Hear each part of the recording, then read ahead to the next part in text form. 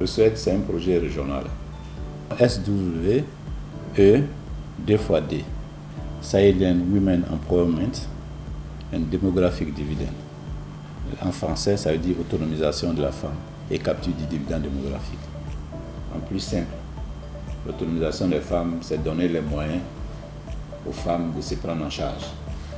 Ce n'est pas seulement des moyens économiques ou financiers, c'est aussi des moyens humains. Et puis la capture du dividende démographique, c'est quoi? C'est aussi simple. Vous avez constaté, tous nos pays là sont des pays jeunes. Vous voyez? C'est des pays où les moins de 30 ans constituent près de 60% de la population.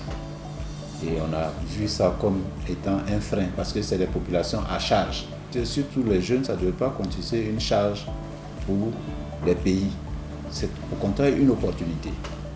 Donc, il faut transformer ça en dividende, comme dans une entreprise. Donc, donner des moyens à ces jeunes-là, leur offrir des opportunités pour que ces jeunes puissent se prendre en charge. Il y a 3 catégories. Filles à l'école, fille qui a été à l'école et est sortie, et puis qui n'a jamais été à l'école. Essentiellement les filles et les femmes, 8 à 30 ans. Vous allez dans nos régions, des petites filles de 8 ans qui commencent à aller au champ, qui vont pour les travaux champêtres, qui vendent, qu'on retrouve même dans la ville, qui vendent les trucs de l'eau glacée, qui vendent des petites filles de 8 ans. Et les places, c'est pas là-bas. Donc il faut les adresser. C'est pourquoi on a pris 8 ans. Les études ont montré que en Côte d'Ivoire, vous avez 2 millions de filles qui sont dans cette situation de précarité, de vulnérabilité. Et le projet, sur les 2 millions, le projet vise 800 000 filles sur les 4 millions. La thématique du SWED, la lutte contre les violences, la lutte contre les grossesses précoces, la lutte contre les abandons scolaires, la lutte contre l'excision, la scolarisation et le maintien des jeunes filles à l'école. C'est vraiment un projet qui est holistique. C'est un projet qui touche tous les domaines de la vie de la femme. Oui. Et dedans, on a à l'école ce qu'on appelle les espaces scolaires. Ce sont des espaces conviviaux dans lesquels les jeunes filles viennent pour apprendre la parole en public. On leur apprend le leadership. On leur apprend à l'hygiène menstruelle.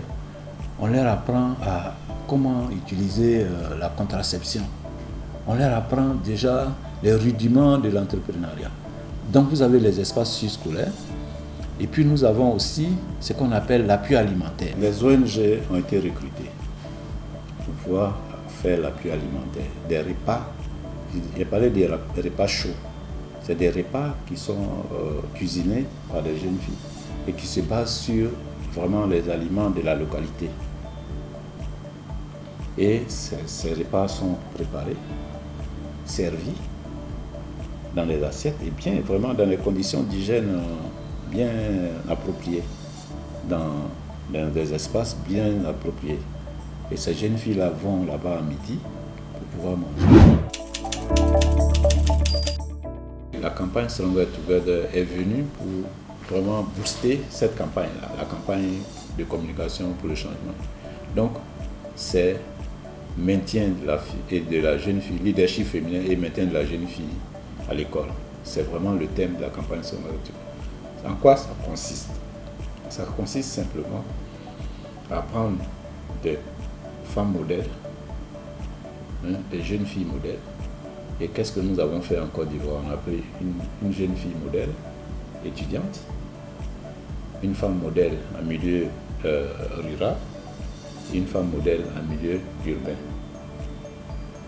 Ces femmes modèles sont des exemples de réussite dans la vie, malgré d'où ces femmes-là viennent. Vous avez entendu parler de Glautia Philomène, la dame des Mans. Aujourd'hui, c'est une grande industrielle, elle a tout. À force de travail, elle raconte sa vie, qu'il n'y a pas de fatalité. Que tu peux ne pas aller à l'école, tu peux réussir. Mais elle conseille aux femmes d'aller à l'école. Que l'école, c'est très important. C'est un modèle de réussite. Elle a eu plusieurs prix. Et vous avez la jeune fille élève modèle. C'est une jeune fille qui a perdu son papa. Mais ça ne l'a pas empêché de faire des études. Elle a fait des études. Elle est aujourd'hui en master de communication. Elle vient expliquer que vous ne vous laissez pas influencer par les petits garçons. Vous devez choisir vos amis, les amis qui ont les mêmes objectifs que vous dans la vie, ils réussissent. Et souvent, ce sont des amis, des faux amis qui vous entraînent dans des situations. Il faut la méthode de contraception. On n'encourage pas les pilules, on n'encourage pas les stérilés, mais la première contraception, c'est l'abstinence. Et c'est ce qu'on dit. Maintenant, si tu ne peux pas t'abstenir, il y a des méthodes qu'on peut utiliser, des méthodes modernes de contraception qu'on peut utiliser pour éviter les grossesses non désirées. Il y a eu une première phase, c'est fini en 2020, c'est 4 ans. Et la deuxième phase, c'est 2021-2024. On est dans la deuxième phase actuellement. Au total, aujourd'hui, il y a 20 régions. Le prochain défi, couvrir l'ensemble des régions de Côte d'Ivoire. Comme je l'ai dit là, il y a seulement 800 000 sur les 2 millions. Couvrir l'ensemble des 2 millions de filles.